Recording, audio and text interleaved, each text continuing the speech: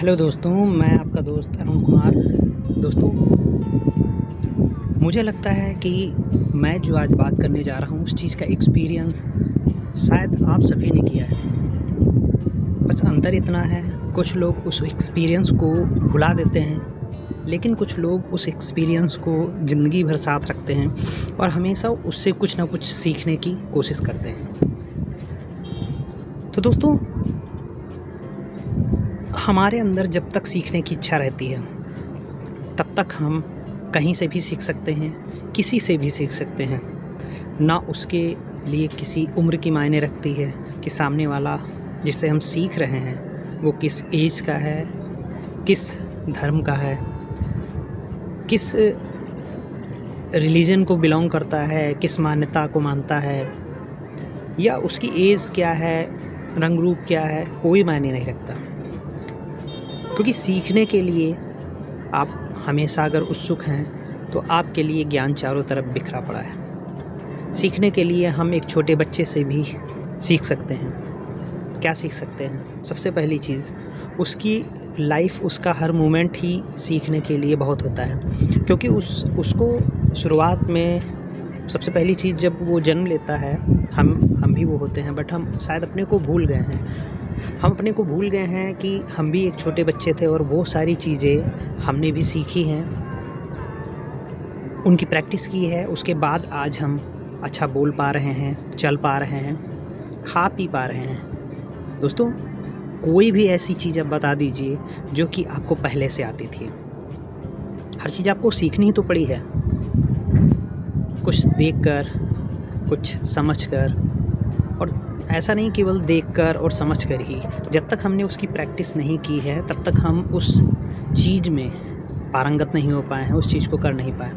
आज चलना हमारे लिए एक सामान्य बात हो सकती है, लेकिन जब हम छोटे थे तो ना जाने कितनी बार हम चलना सीखते समय कितने बार गिरे होंगे।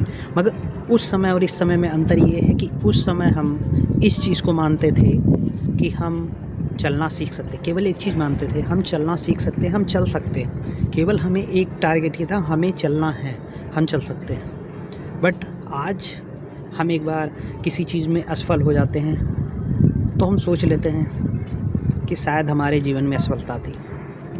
बचपन में हमारे सामने एक चीज़ होती थी कि हमें चलना ही है, और वो एक टारगेट, एक पॉइंट हमें चलना सिखा देता था। आज हम चल पा रहे हैं, और चलने के लिए शायद हमें कोई प्रयास नहीं करना पड़ता है, ऑटोमेटिक ये सारी चीज़ होती है। उसी तरीके से हम जब बोलना सीख रहे थे तो हम पहले तो बोल नहीं पाते थे, फिर धीमे धीमे कुछ शब्दों को सीखा, फिर शब्दों को जोड़ना सीखा, फिर जाके बोलना सीखा। तो ये सारी चीज़ें हम बचपन से सीख ही तो रहे हैं। फिर आज क्यों हम उस चीज़ को भूल जाते हैं? और अगर भूल गए हैं, कोई बात नहीं है। आपके घर में अगर कोई छोटा सा बच्चा हो, आप उसको देखना शुरू कीजिए। कुछ नहीं, आप उसको वॉच कीजिए, आप उसको देखिए, आप उसको ऑब्ज़र्व कीजिए। आप समझ जाएंगे कि लाइफ इज़ वेरी इजी और सीखना भी बहुत इजी है। मगर सीखने के साथ उसको हमें प्रैक्टिस करना पड़ेगा। प्रैक्टिस करने से ही हमारी लाइफ में चेंजेस आएंगे, अन्यथा केवल देखने और सुनने से कोई चेंजेस नहीं आएंगे।